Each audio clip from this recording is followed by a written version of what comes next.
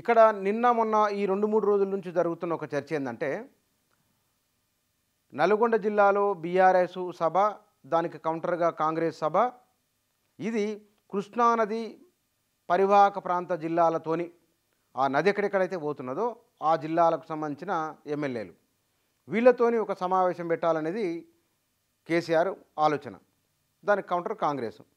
అయితే రేవంత్ రెడ్డి ఒక మాట అన్నారు, ఈ కృష్ణానది ఎక్కడైతే ఉన్నదో కృష్ణానది మీదనే రీఇంజనీరింగు రీడిజైన్ చేసిన వాళ్ళలో పెద్దది పాలమూరు రంగారెడ్డి, తర్వాత ఇక్కడ ఉన్నది నల్గొండకు చేసిన డిండి ఎత్తిపోతల. మైబనారు, రంగారెడ్డి, నల్గొండ, ఖమ్మం జిల్లాలో గోదావరి నది పైన కొన్ని చేస్తున్నారు. అయితే కృష్ణానది పరివాహక ప్రాంత జిల్లాల్లో బీఆర్ఎస్ ఓడిపోయింది. ఎందుకు ఓడిపోయింది?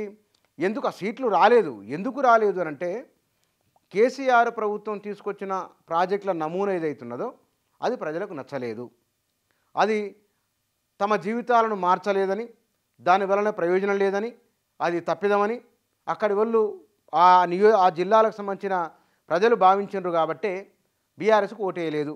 అంటే కేసీఆర్ ప్రతిపాదనను వాళ్ళు తిరస్కరించారు. ఓటు ద్వారానే కదా మనకు ఆమోదం వ్యతిరేకత వచ్చేది. ఆయన గత ప్రభుత్వం తీసుకున్న నిర్ణయాన్ని దాన్ని ఆమోదించలేదు కాబట్టి ఆ జిల్లాల్లో బీఆర్ఎస్కు తక్కువ సీట్లు వచ్చినాయి. సీట్లు రావడానికి కారణం ఇది. అయితే ఇక్కడ కేఆర్ఎంబీకి బాధ్యతలు అప్పగించడము అనే అంశం ఒకటి బాగా చర్చ జరుగుతున్నది. రెండోది కాళేశ్వరం చర్చ జరుగుతున్నది.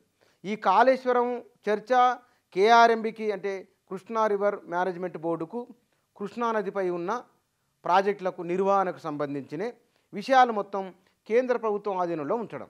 ఈ కేంద్ర ప్రభుత్వం ఆధీనంలో ఉంచడం అనే అంశం దీనిపైన చర్చ జరగడం వలన కాళేశ్వరం దృష్టి మళ్లించేందుకోసమై బీఆర్ఎస్ వాళ్ళు కావాలని కేఆర్ఎంబీ సమస్యను తీసుకొస్తున్నారని రేవంత్ రెడ్డి నిన్న మీడియాతో మాట్లాడిన మాట ఇది. ఇక్కడ నిజంగానే నల్గొండ జిల్లాలో బీఆర్ఎస్కు సీట్లు రాలే. మహబూబ్నగర్ జిల్లాలో పాలమూరు రంగారెడ్డి ద్వారా రిజర్వాయర్లు దాదాపు పూర్తి అయిపోయినాయి, కాలువల పనులు జరగాల్సింది. ఆ జిల్లాలో కూడా 14 స్థానాలుంటే కేవలం 2 మాత్రమే వచ్చినాయి బీఆర్ఎస్కు. ఊహించలేదు. నల్గొండ జిల్లాలో స్వీప్ అయిపోయింది ఒకటి మినహాయిస్తే కనుక. ఈ 2 జిల్లాల్లో ఖమ్మం జిల్లాను చెప్పాల్సిన పనే లేదు.